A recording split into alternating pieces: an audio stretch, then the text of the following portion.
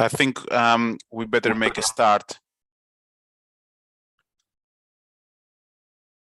So I would like to thank Marc Jeha, one of our cardiac sarcoidosis patients, who will be chairing the session, and Dr. Rakesh Sharma, consultant cardiologist at Royal Brompton Hospital, who I have the privilege to run the cardiac sarcoidosis service with. Thank you both for participating, and we will start off with Marc's video experience.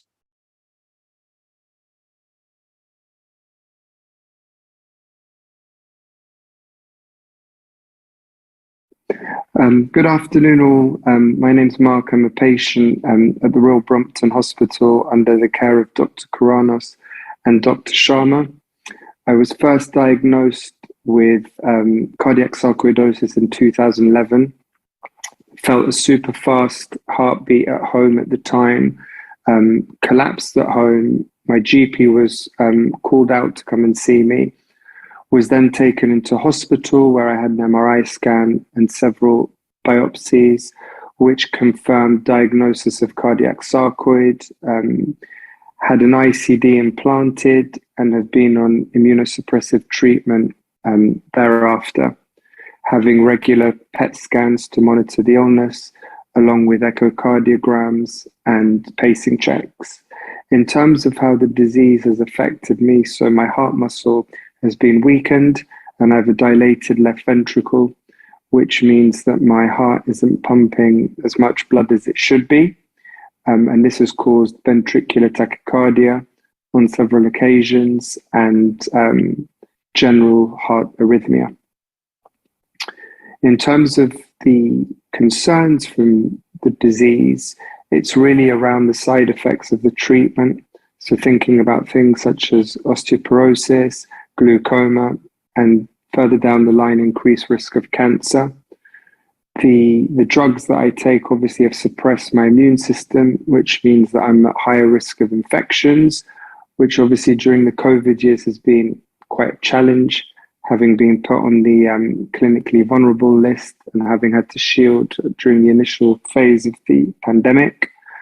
And in terms of really how to deal with the illness, I think it's about thinking about the positives in the short term, not thinking too far ahead, and really leaning on family support and having consistent dialogue with Dr. Sharma and Dr. Karanos at the Brompton to help me through the management of the illness.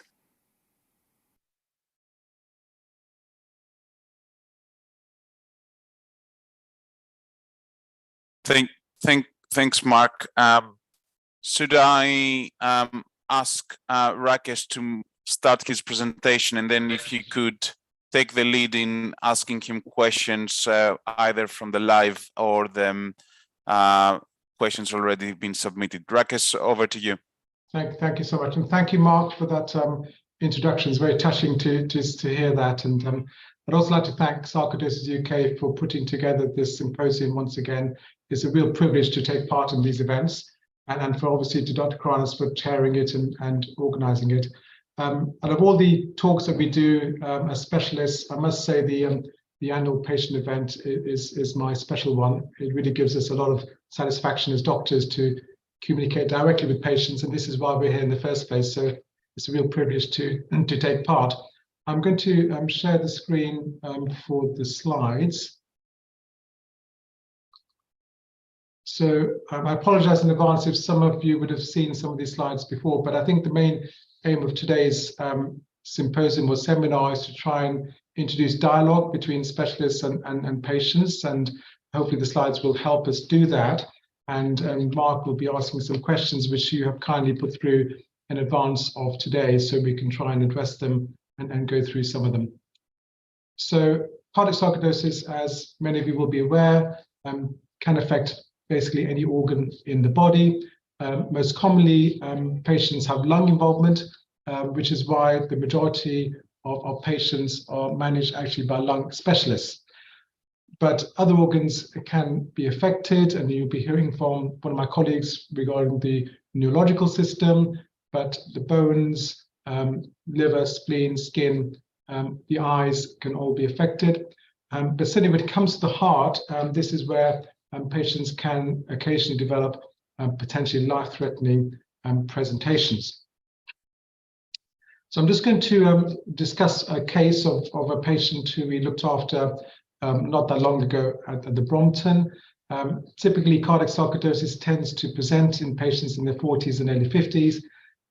This is a 46-year-old man who was actually training for a marathon, was previously fit and well with no medical history, and he fainted. He was promptly taken to the local accident emergency department when it was noted that his heart was beating very fast and in a very abnormal rhythm. This tracing shows something called ventricular tachycardia, which is a fast heart rate from the lower chambers of the heart.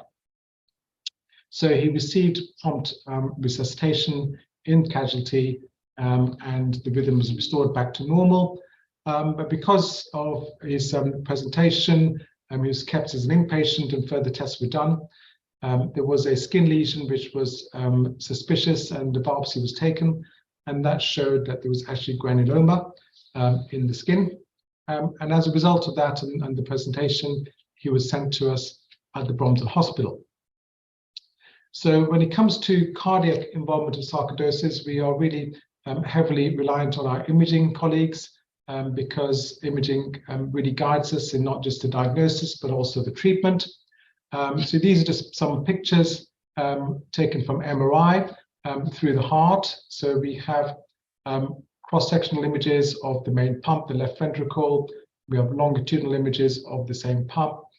And we administer a contrast agent called gadolinium, which basically highlights areas where there's scarring, and that is highlighted in white. And the pattern of scarring and the location within the muscle, together with the clinical history and presentation, is really the key for helping us diagnose cardiac sarcoidosis.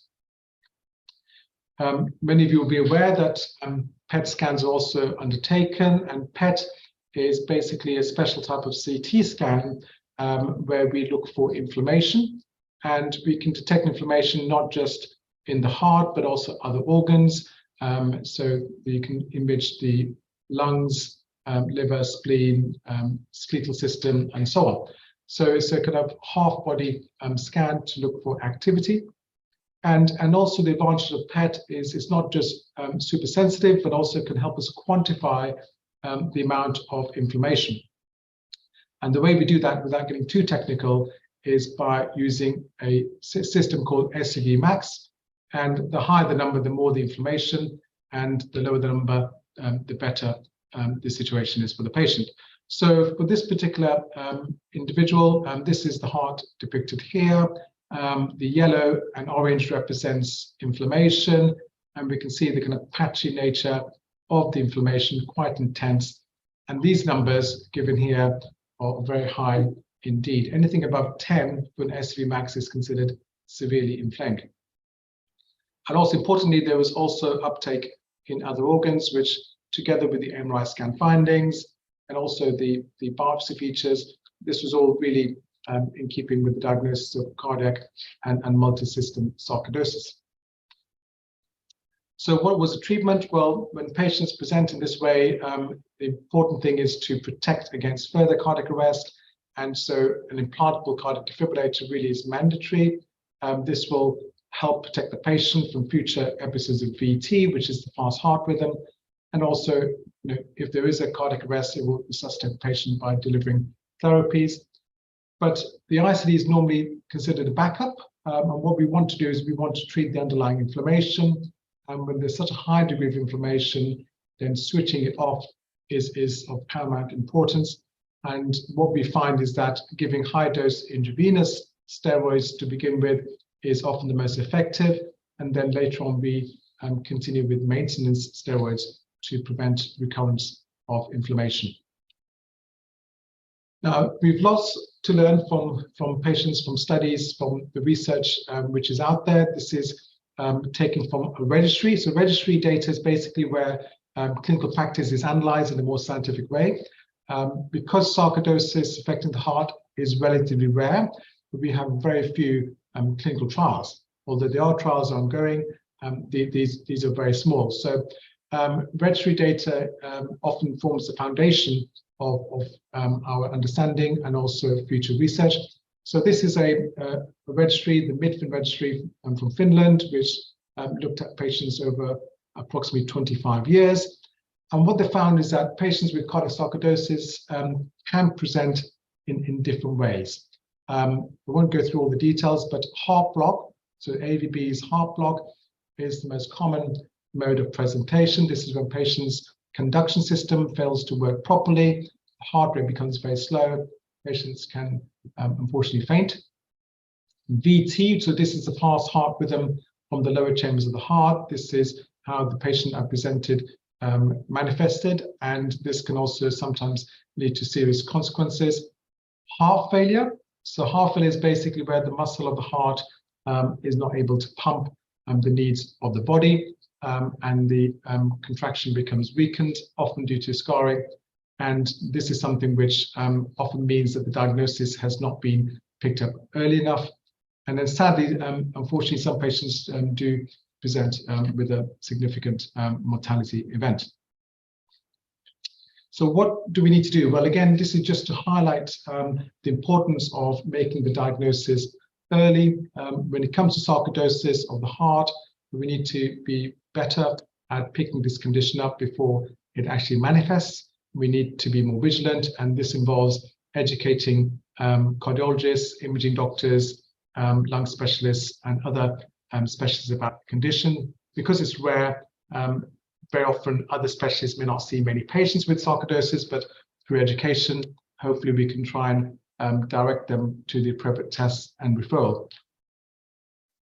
And this slide is just a bit technical and scientific, but just to highlight that sarcoidosis is a chronic condition. It's something which can manifest at different stages of the natural history of the underlying process. So in the early stages is where there's the immune dysregulation, the activation of the immune system against tissue within the body. That's called inflammation.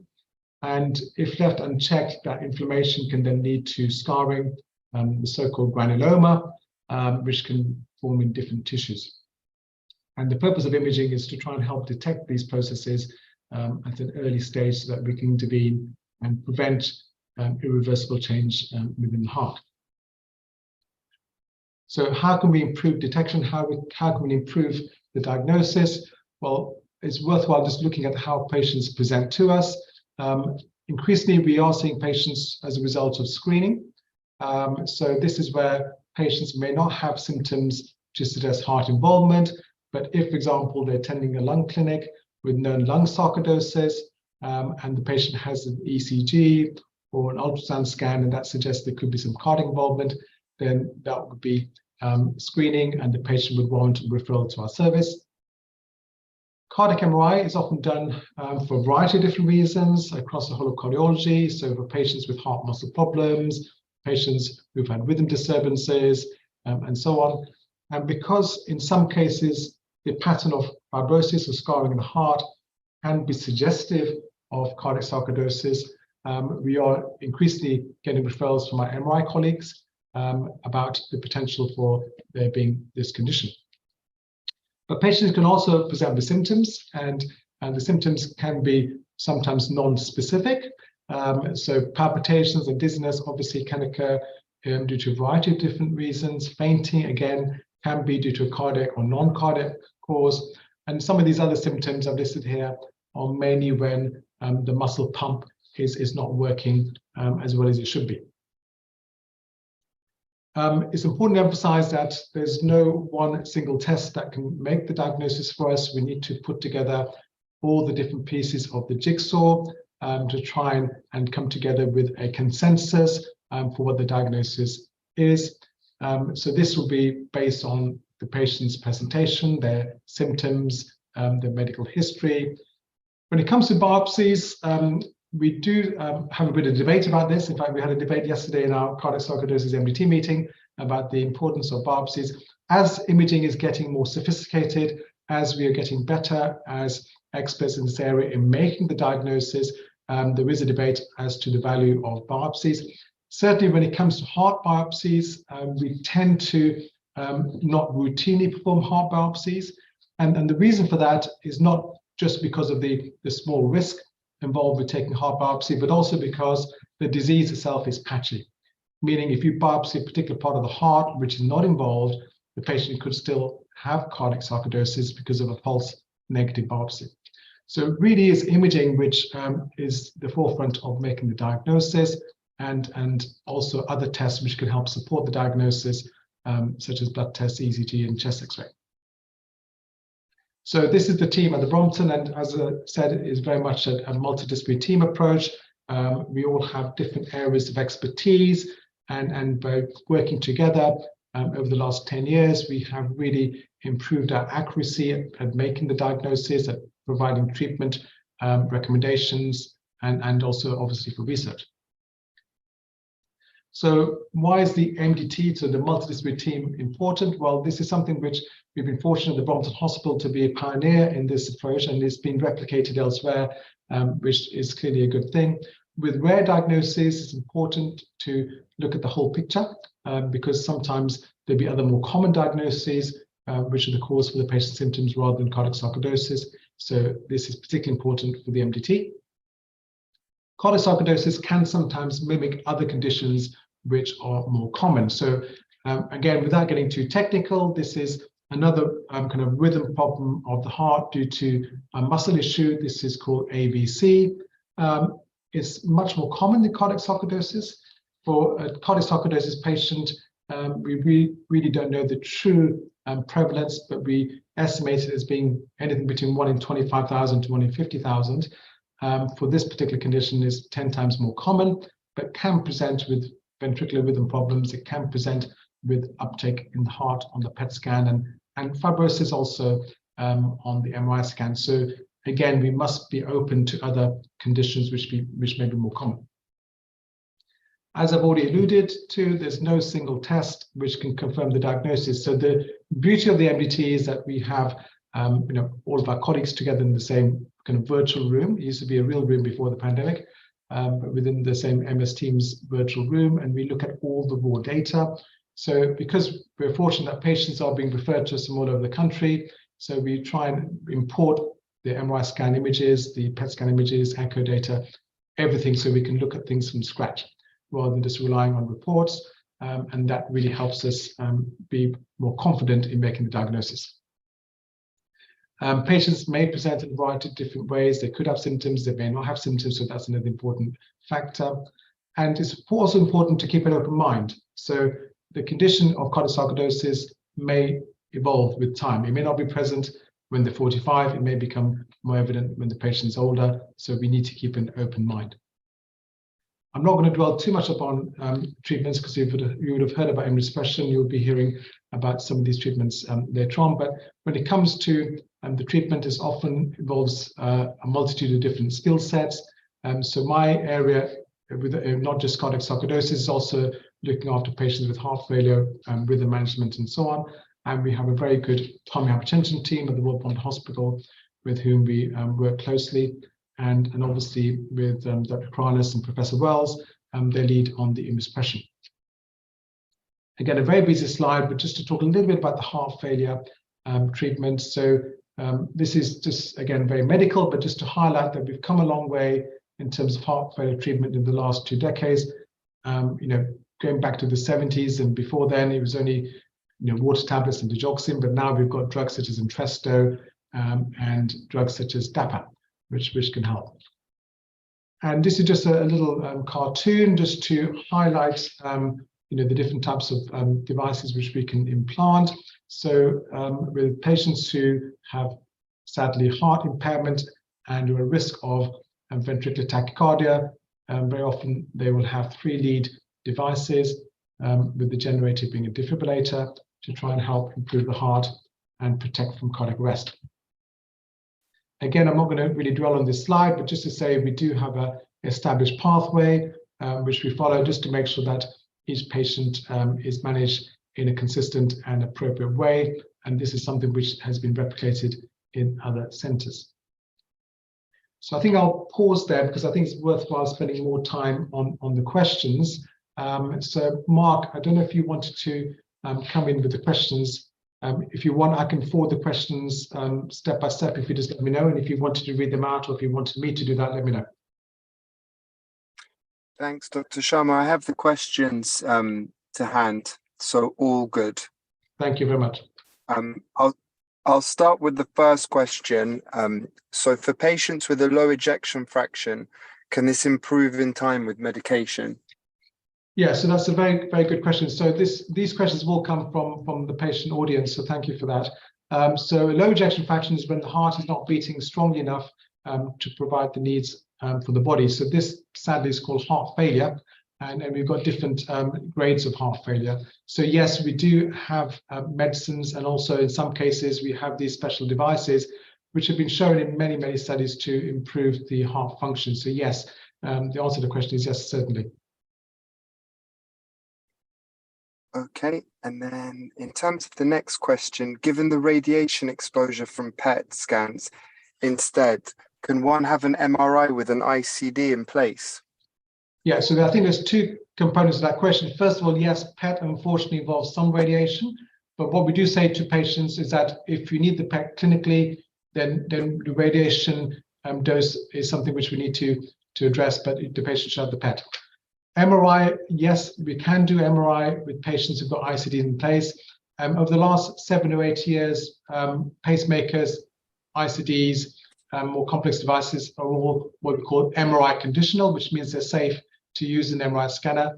We just need to reprogram the device to MRI safe mode.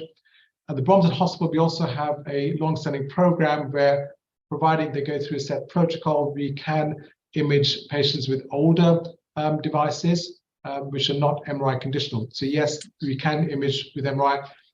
However, it's important to remember that PET and MRI are asking two slightly different questions. So PET is the gold standard for inflammation. MRI for fibrosis can tell us about inflammation, but not to the same degree of accuracy as PET. I think that answers in part the next question, which was, would an MRI scan pick up active sarcoid?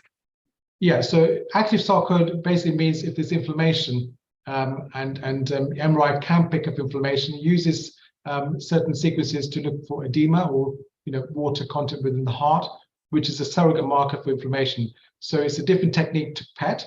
PET is looking at uptake of glucose or sugar in the heart, which is looking at inflammatory signal in a different way.